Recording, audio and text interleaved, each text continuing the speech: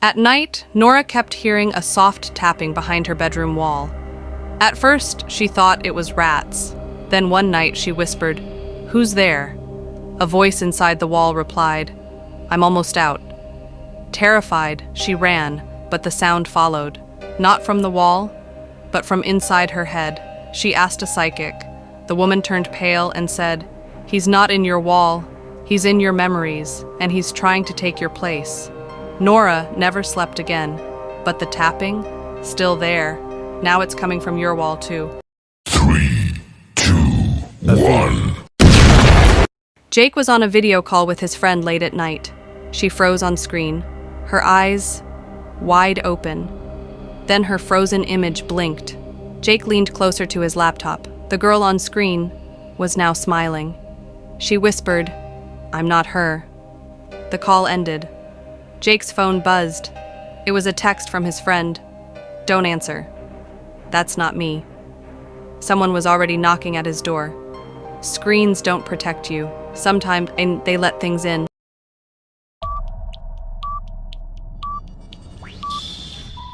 Dark room. A woman sits alone, scrolling her phone. It's 2:46 a.m. At 2:46 a.m., she heard a knock. 3 slow bangs on the front door. She freezes. Camera zooms on her scared face. Text message, "Whatever you do, don't answer the second knock." She stares in horror. 5 seconds pass. Another knock, but this time it's inside the house. Behind her, 1 loud bang. She never made it to the door. Cut to black. Text appears. Some knocks come from the other side.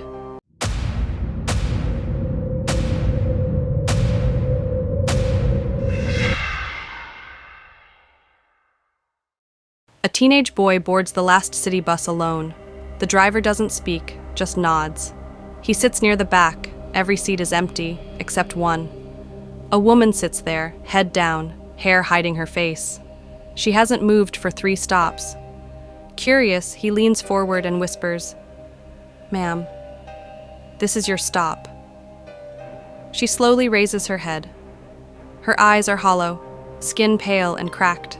She whispers, "You shouldn't be able to see me." He blinks. She's suddenly right beside him. The bus screeches, lights flicker, and when they come back on, he's gone.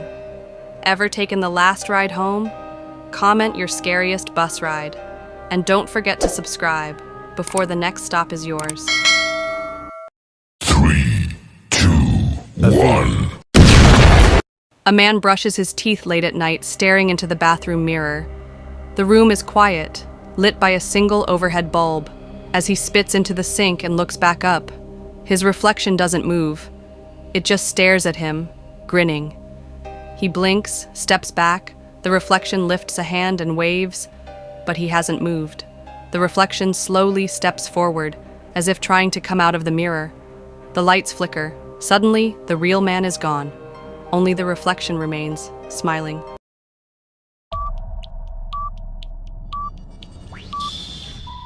Late at night, a woman is alone in her apartment. Her phone starts ringing. Unknown number.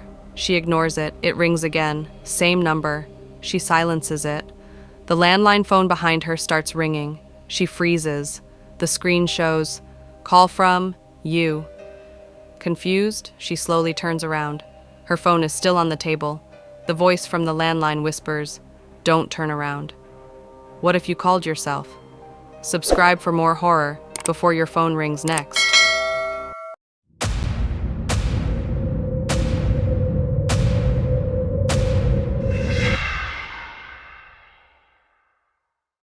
Josh, a tired office worker, took the elevator alone after midnight. As the doors shut, a pale woman in a torn hospital gown suddenly appeared beside him, but he never saw her enter. Her head twitched unnaturally, eyes hollow, black and wide. She whispered, "Basement, now." Josh stammered, "There is no basement."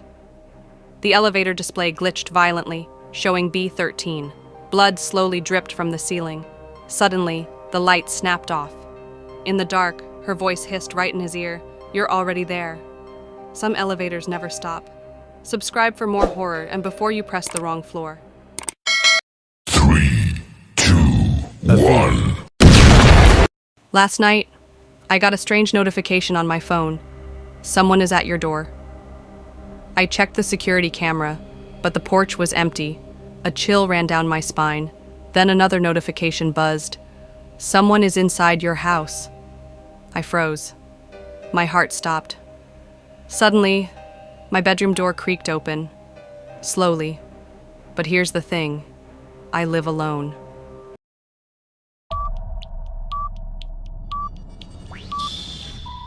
Last month, I rented a cheap old apartment downtown. The landlord warned me, never open the closet after midnight. I thought he was joking, until I heard scratching sounds at 3 a.m. I couldn't resist, and slowly opened the closet door. Inside, there stood a pale woman. No eyes. Her mouth stretched unnaturally wide, whispering my name. She smiled, and suddenly vanished into thin air. But every night since, I find muddy footprints leading from the closet to my bed. Want to hear the full story? Subscribe now before she visits your room tonight.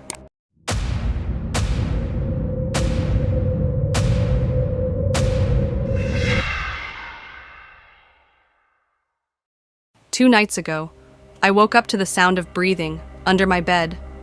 When I bent down to check, I saw myself staring back at me, smiling, but with no eyes, and sharp, broken teeth.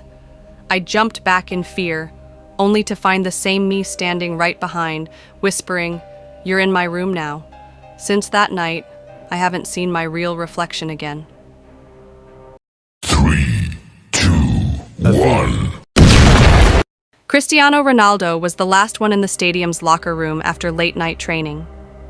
As he tied his shoelaces, the shower in the far corner suddenly turned on by itself. He called out, no reply. The lights flickered, and in the misty mirror, a faint shape appeared behind him, wearing his old Sporting Lisbon jersey with hollow, glowing eyes. Ronaldo turned sharply, but no one was there.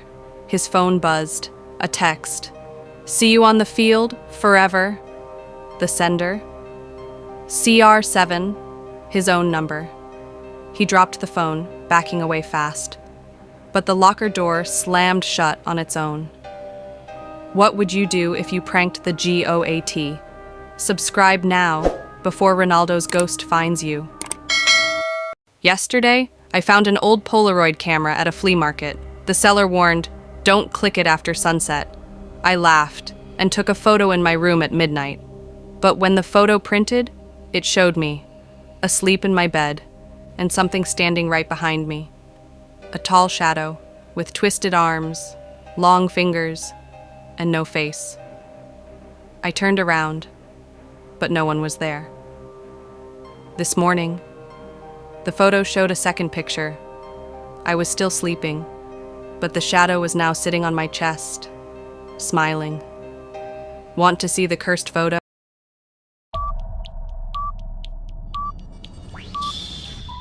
Last night, Sarah woke to the sound of soft breathing under her bed. Thinking it was her dog, she leaned down, whispering, "Buddy?" A shaky voice whispered back, "Sarah, there's someone on the bed pretending to be me." Her heart froze. Slowly, she turned and felt cold fingers wrap around her ankle.